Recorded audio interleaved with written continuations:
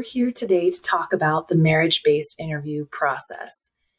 And I know this is one of the main things you're probably curious about if you are either in the process of going through a marriage-based case, maybe you're considering filing a marriage-based case in the near future, or maybe you're just seriously dating someone of a different nationality and you're kind of looking ahead to what you might expect if you end up applying for a marriage-based green card in the United States. And I know this is one of the things that you may see representations of marriage-based interviews in the media, romantic comedies, both modern and old school. And there are just a lot of ideas out there about what actually happens at these interviews. You might have also seen a lot of chatter online about what you can expect, what the myths are, what the truth is.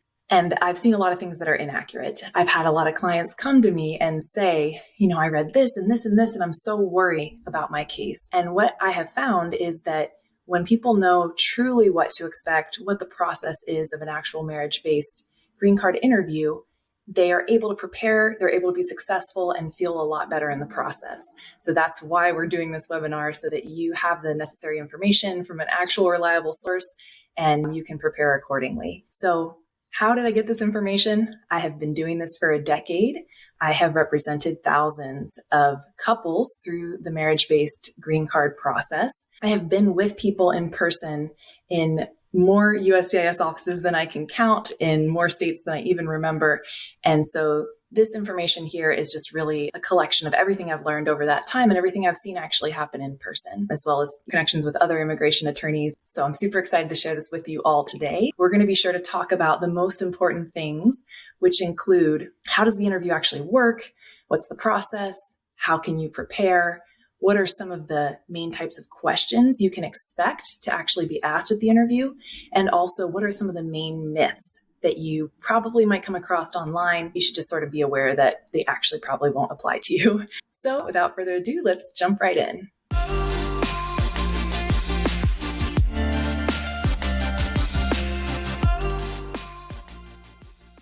First, let's talk about who actually goes through a marriage-based interview.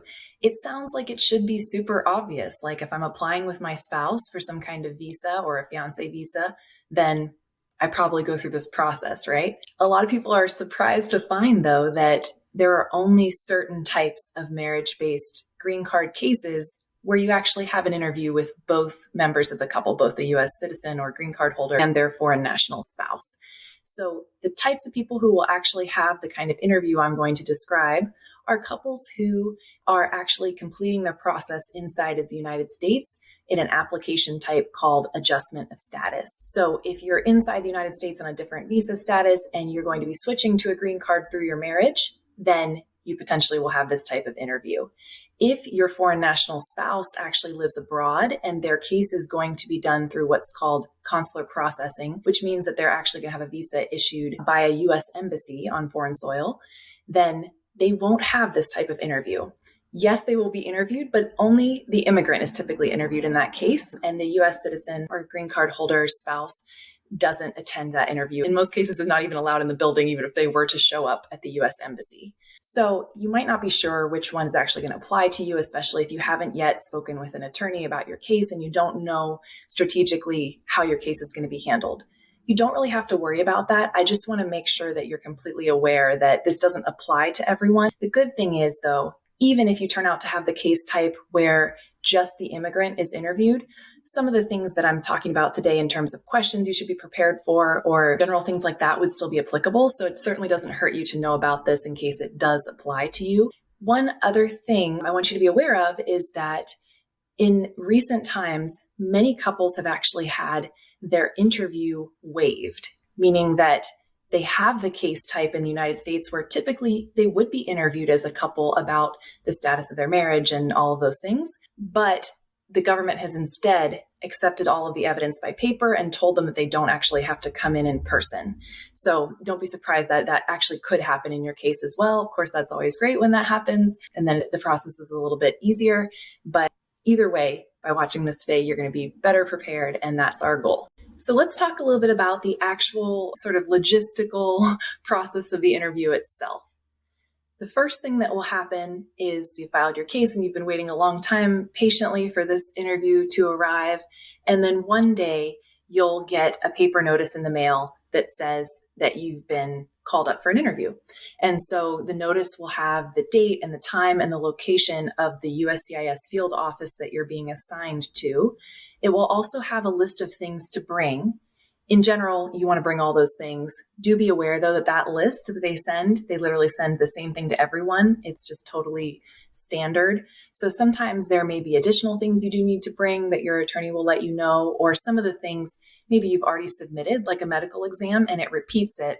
And that doesn't necessarily mean that you need to bring a new one. So that's something to check with your representative if you have someone helping you through the case. But when you get that date, there is a way to reschedule it if you need to, but I recommend not doing that if at all possible, because it can really set you behind for months in the future if you have to request a reschedule. So it's great if you can show up on the day that you're assigned. And then the day that you're assigned, be sure to arrive with plenty of cushion time. It's not uncommon for there to be a line kind of wrapped around the USCIS offices because everyone has to go through security. It's a federal building. There's security kind of like an airport where you put your belongings on a belt and they go through a system and you step through a metal detector.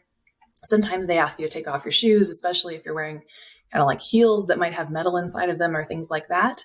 So you want to leave yourself extra time to get through all of that and make sure that you don't have anything on you like a pocket knife or pepper spray or anything that could kind of be considered a weapon or something dangerous.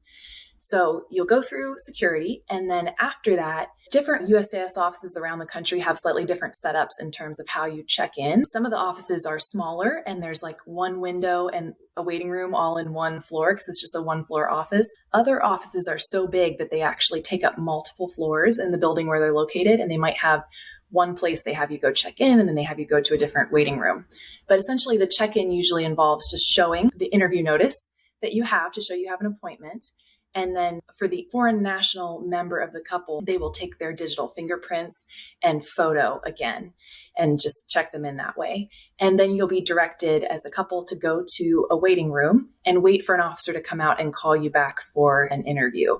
So the way the offices are set up, there's a big general areas. And then in the back, there's just typically a maze of smaller offices with an individual officer in each one. They have a desk, they have a few chairs where they conduct the interview individually. So eventually someone will come out, call your name. Sometimes they will take back typically just the immigrant or just one or other of the couple, and they'll actually be doing your interviews separately. In other offices, they tend to always call people back together. That's something that you can get local advice about in terms of what's most typical in your office. But generally, there are some offices that separate pretty much everyone. I've had people separated when, for example, the woman is 9 months pregnant or something like that. So it doesn't necessarily mean that they think your case is suspicious if you get separated. You just want to be prepared that one of those options could happen. So whether they take one of you at a time or both of you, the person who's being interviewed or the couple would go back to this officer's individual office kind of in the backside of the office. And at that point, they'll have you raise your right hand and swear that everything's under oath, you're going to tell the truth, and that you're not going to lie in this interview. A lot of times they'll also be video recording your interview, which is pretty standard and nothing to be worried about, but just be aware that, you might have a little camera kind of like in your face there. So don't be unnerved by that. I always prefer when they do that with my clients because I would rather have a video recording of the interview be the actual record versus the officer's notes be the actual record of the interview. Because if there are misunderstandings, then the video actually catches it better than the notes would. So then they're going to go through the main questions that they're going to ask you. We're going to talk a little bit more in our next section about what kinds of questions you can expect. And once they're satisfied, at the end of the interview, a couple of different things can happen. One, the officer may have identified some things that they still need from you, something that you didn't bring or that they wanted to see. And so sometimes they give you a request for evidence. They say, well, we got your medical exam, but there's a problem with one of the pages is missing and it was sealed, so you had no idea, but you actually have to go back and fix this. Or there are a gazillion different things that could happen, right, that they could want fixed. So sometimes they give you a paper that tells you what else they need or what else they need to receive before making a decision. Other times they'll tell you, you know what, everything looks pretty good to me. I'm actually going to recommend this for approval, and they'll let you know about how long it will take to print your green card when you should receive it in the mail. So that's always, of course, the most fun outcome. You're like, woohoo, we did it and we're done and we're great and everything looks good. Sometimes people ask me, why do they say I'm going to recommend this for approval instead of like, I'm approving this? And it's just sort of a semantic thing. Those individual officers don't have the overall power to fully grant something, but they put it on their boss's desk, and the boss typically will agree with them. It's pretty rare for them to come back and ask you for more if the lower level officer has already said that they think it's good for approval. That's how they word it, but typically it means that you're approved and everything's good. And then sometimes they won't tell you an outcome. So they might say something like, we're going to review this and we're going to send you a decision in the mail. And that is something that my clients never like to hear because they want to have a final decision. But I just want to emphasize that if that happens, there are a ton of different reasons that could happen, and most of them are not bad. So sometimes it's a newer officer who does not feel or is not authorized that they can actually make a decision on the spot. And so they might think they know what they're going to do in their head, but without people being there with them, they want to make that decision. Other people have not read your file at all before they interviewed you. So they have to look at some things and actually see what the deal is. They just kind of got behind, and typically they would read it, but sometimes they'll say, I haven't read this yet. And so I have to do that before I make a decision. Other time, maybe there are background checks that haven't come through on their side or things like that that are just administrative pieces on the government's end that they have to wait for to be able to make that decision. But so those are the different ways that it can kind of go down. In a case where the couple was separated in an interview, what would happen would be that they would interview the first person and the second person would wait in the waiting room, and then the officer would bring them out and switch and do both sides that way. So that's how mechanically it would work if you were separated. If you're together, they'll question you both together. So that's kind of how you can expect the process of the interview to work. And now we've reached our most asked question, which is, what kind of questions are they going to ask at this marriage-based green card interview, right? What are they asking? What's the secret list of questions that if you know them all, you 100% pass and everything's great? If there were such a list, I would totally give it to you, but there isn't, because the thing about these type of questions is that they might start with certain types of questions generally, which we're totally going to cover here today, so don't worry. But the thing is that each question in the interview builds on the question before it. So if you made a list of all of the questions that had ever been asked, they would be so specific to different couples that it would basically be useless. So let me give you an example of what that might look like. The officer might start by saying something like, oh, have you taken any trips recently?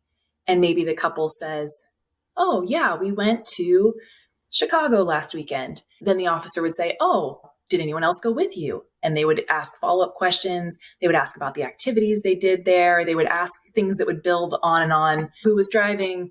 Where did you stop to eat? More specific questions, every question building on the last question that you answered. So they're going to customize it for each couple. The main thing that you really need to know about the types of questions that the USCIS officer asks is that there are kind of a few main big categories of things that they tend to start with. And from there, it just goes into details based on whatever you tell them. The main categories I would say in my experience are, first of all, the trajectory of your relationship.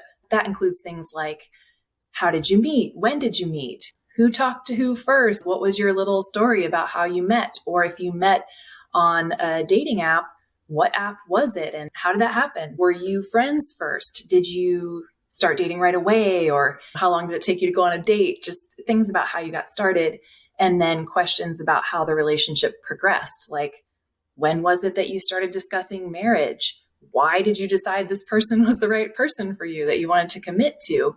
Did one of you propose formally to the other person? Did you have an engagement party? Did you have a bridal shower or a bachelorette party or a bachelor party or things like that? They can also ask about the wedding itself, who came and the details of all of the arrangements and where it took place and if there was a reception and things like that. Sometimes people are worried because they'll say, oh no, but we just got married at the courthouse, which was our preference, or maybe it happened during COVID when it was hard to get people together, or for various reasons. Sometimes you don't have a huge party.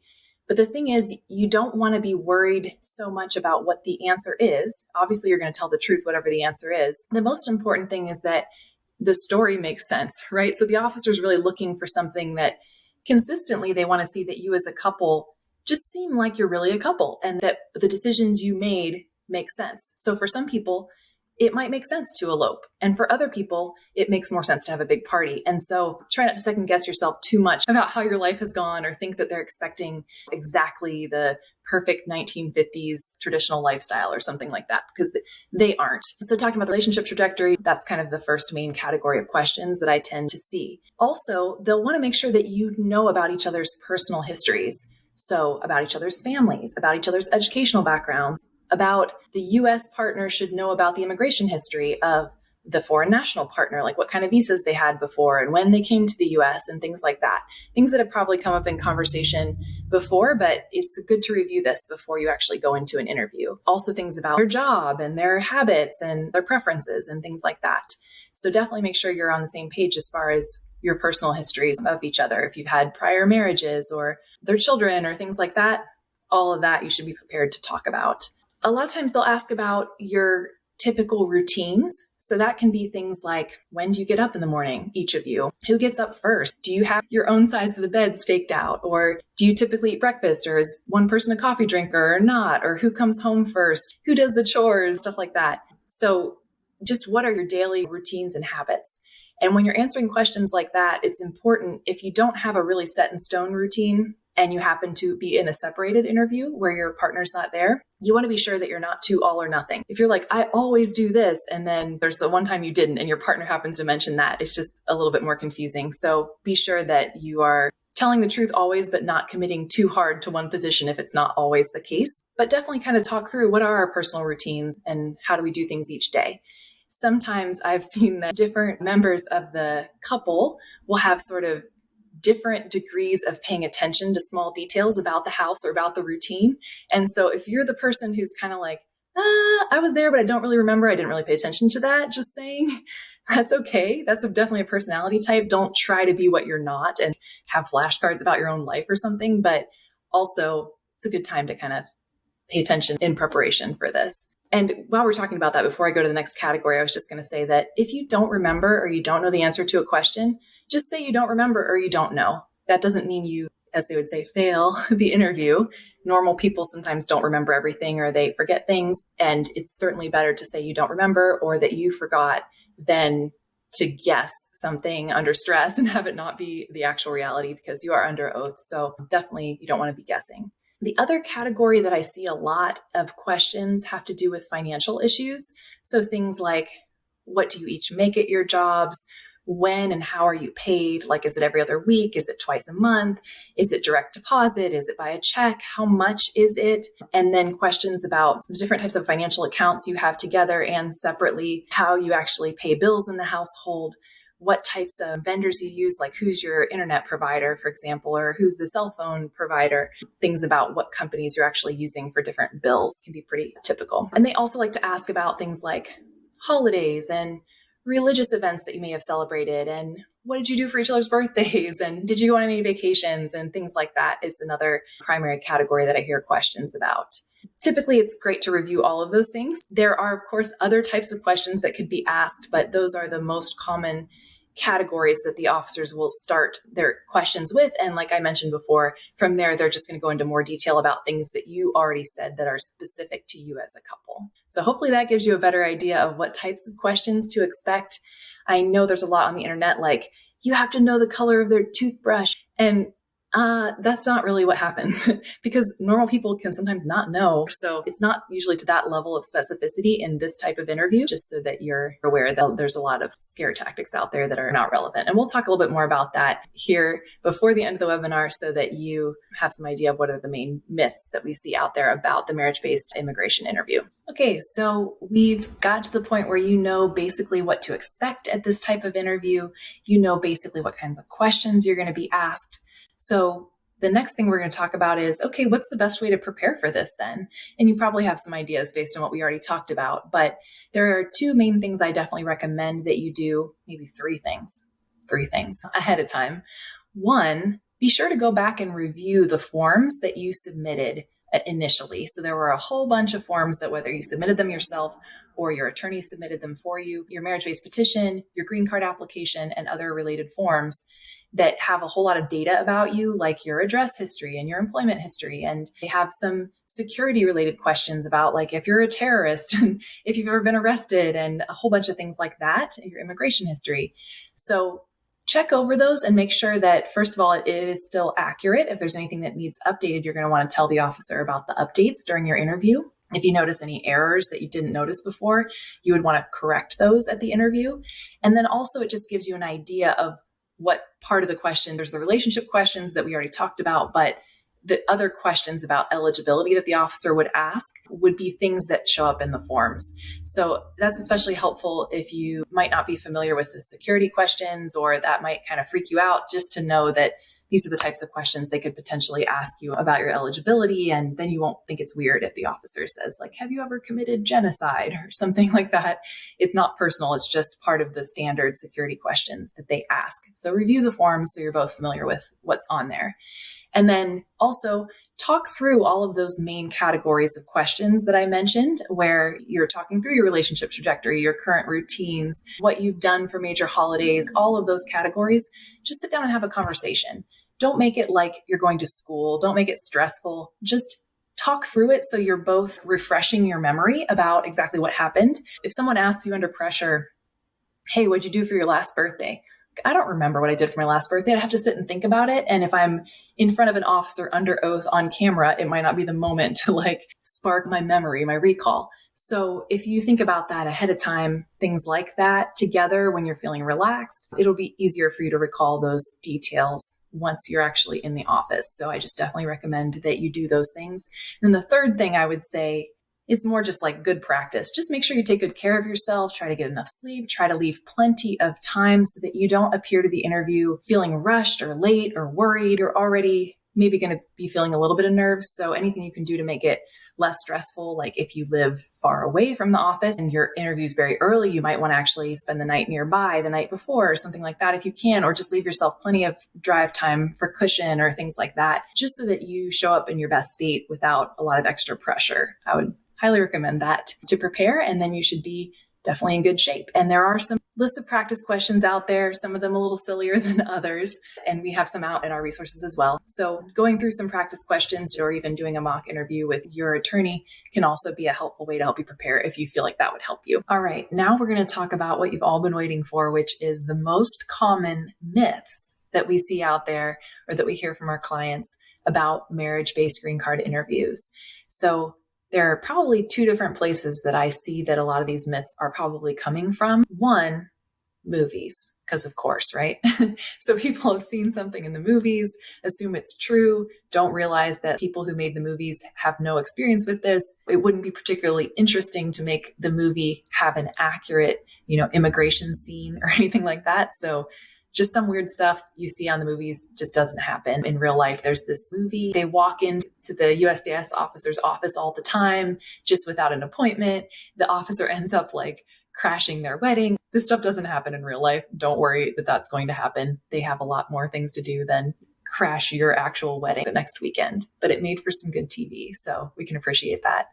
The other way besides just Hollywood creativity that we hear some of these myths get started is that there is a more intense kind of interview that exists called a Stokes interview. It used to be used more often. I personally have never had one of my clients undergo one of these interviews, but in some areas it's used more commonly. And it's basically a second type of interview if you don't do well on your first interview. For the most part these days, from what I can tell, is that when someone has an interview, usually it goes well and that satisfies it. If they are suspicious of a couple, they do have an investigative team that can poke around more into people's lives and really check up on them to investigate what kind of decision they're going to make. So it's super rare for them to call someone back for a second interview, but it does still happen. And a lot of the myths about the questioning and the types of questions come from the Stokes interview process, which is what they used to use more often. And it would be more of the questions that are like, what color is your toothbrush? All that kind of stuff, super detailed kind of grilling of two people that are separated, and takes you into a little bit more of a movie-like scenario. But so that's really not something that you should anticipate if you're in an initial interview and you are legitimately together as a couple. That would be not something you would likely face. So in terms of the types of myths that we see, besides the fact that what level of questioning they're going to ask you, sometimes there are a lot of myths out there about how long it's actually going to take. It can take any amount of time, and especially if they feel a little bit suspicious, maybe they'll ask you more questions. But for the most part, they schedule people in like 20 or 30-minute blocks, and they basically just want to ask you a few questions and be done with it. So if you have some vision in your head of like, they separate us in a dimly lit room with a single bulb and they like question us until we break, like, no, nobody has time for that. Okay. That's not going to happen except in a movie. And then the level of questions, they aren't going to be Stokes interview questions, which you might find on the internet. Also, just the fact that the way the questions are set up, it's not like one big test where they ask you this one question and then they're like, when was this person's mother born? And you're like, blah, blah, blah, blah. And then they're like, okay, unrelated question. What color pants did they wear yesterday? People have this idea that it's this series of complex, detailed questions, one after another, like a test. But really, it's like a conversation where they start a question, like we talked about before, where they start with a general category. And then as you go answering, they ask you more about it and you get into more and more detail. So it's not like one big test. Similar to it not being one big test, there's a myth that if you miss a question, that you fail the interview. That is not the case. I have seen couples who were even separated differ significantly sometimes on some of their answers, about plans for remodeling. People can differ in their recollection or their plans for different things. And it really does not mean that you're going to fail. What the officer's looking for is, do these people really seem like they actually live together and that they actually have joined their lives together and that that's legitimate. And there's sort of a general energy to that. So you don't have to be robots of each other. In some ways, it's almost suspicious if you answer every question identically. It looks like just flashcards, because that's not how people's minds work. If you say, when did you meet? One member of the couple might be like, oh, it was May 27th at 2:37 p.m. when I looked up and I saw this person walking down the street and I knew. Like, that's one type of recollection. The other person will be like, yeah, it was like spring. Which year? And people just have different ways that their brain processes information, and that's totally fine. So it's a myth that you have to have every single answer identical or that there's not variation between couples.